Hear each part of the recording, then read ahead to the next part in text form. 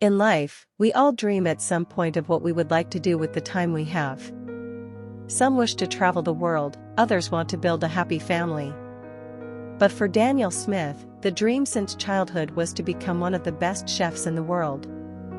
Daniel's passion for cooking began as a child, when he spent afternoons in the kitchen with his grandfather while his parents worked. Together, they created new recipes and prepared delicious dishes for the family. Unfortunately, his grandfather became ill and passed away a few weeks later without having the opportunity to say goodbye. But before that, he told Daniel never to give up on his dreams and to work hard to achieve them. Since then, the boy swore to become one of the best chefs in the world and to honor his grandfather's belief in him. However, Daniel's plan faced a considerable problem. He came from a large family with 3 older brothers and a younger sister, which meant he was one of 5 children in the family. As a result, his parents often had very little money left at home despite working full-time jobs, and there was no money to spend on expensive ingredients. Daniel often had to improvise with what he found at home to make meals. Despite this, he managed to create interesting and tasty dishes that his family loved. During his school years, Daniel always did his best with the available ingredients. When he received extra money on special occasions like his birthday or Christmas, the young man's first expenditure was on a new cookbook and ingredients to test his culinary skills. Over time, Daniel realized that things would get a bit more complicated if he wanted to attend a renowned culinary school. His parents could barely afford all the expenses, and his older siblings were already in college or starting their own lives. Daniel knew he would need to get a job to save money and realize his dream of becoming a professional chef. If Daniel had the opportunity to attend his chosen school immediately, he would start looking for any available job.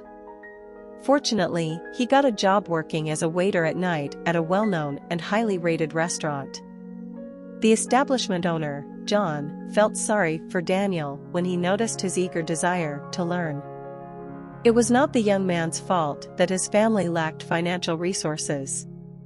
John identified with Daniel's situation as he too had been young and eager for knowledge. He wanted to help Daniel in any way possible.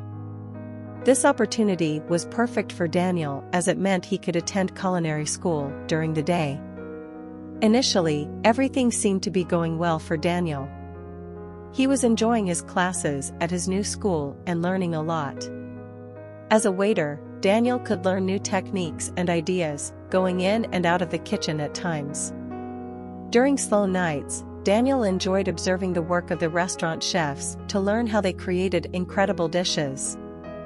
However, not everyone was happy with his presence in the establishment. The manager, Arthur, was a grumpy man who believed that John should not have hired Daniel due to his humble background. He thought there were wealthier and more qualified candidates for the job.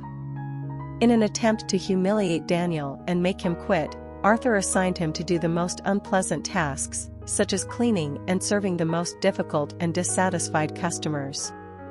Despite these difficulties, Daniel persevered and worked hard to prove that he was a good waiter, managing to impress after his first month of work in the restaurant. John noticed how determined and dedicated Daniel was to learning about the restaurant industry and was excited about the prospect of teaching new dishes to such an enthusiastic and talented young man. However, Arthur did not agree that Daniel, being from a humble background, deserved to receive help, as there were others he considered more deserving. Arthur tried to talk to John about his concerns, but the owner did not want to listen. He recognized that Daniel worked hard and deserved the chance to learn like anyone else. The following week, John began to train Daniel, teaching him basic techniques, easy recipes, and essential proportions for creating new dishes. John knew that if Daniel learned these proportions, he would be able to create anything he wanted in the future. As Daniel worked hard to learn everything he could, Arthur became increasingly resentful of the boy's success, believing that he didn't deserve the opportunities he was receiving. One day, while Daniel was waiting in the back of the restaurant to start his shift, Arthur approached him with a book. He said that John had decided to allow Daniel to study his secret recipe book, as he was showing great potential and John wanted to help him develop even further. Daniel was thrilled to receive the book and immediately put it in his bag. However, shortly after, a loud noise came from John's office, leaving Daniel worried and prompting him to run and check if everything was all right. Upon entering the office, Daniel noticed the owner's irritation as he frantically searched through his cabinets and drawers. John explained that someone had stolen his secret recipe book, containing recipes that were beloved by customers. Although Daniel was stunned, he claimed that Arthur had given him the book, believing that it was okay. John called an emergency meeting with all of the restaurant staff in the kitchen, where he explained what had happened and demanded that the person who had stolen the book return it. Initially, no one responded, not knowing how something like this could have happened. But before Daniel could speak up, Arthur accused him of stealing the book, claiming he saw Daniel take it and put it in his bag. The other waiters and kitchen staff joined in the accusations, claiming that Daniel, being poor, was trying to steal John's recipes for himself. Daniel denied the accusations and tried to explain the situation to John, but Arthur grabbed Daniel's backpack and pulled out the missing book. John couldn't believe that he had helped this boy, given him a job and taught him everything he knew, only to be repaid with betrayal. Daniel tried to explain that it was all a big misunderstanding, but John refused to listen. He immediately fired him and told him never to come back. The young man was devastated because he loved his job and was grateful to learn from someone like John. Everything had been ruined by the jealousy of a bitter man.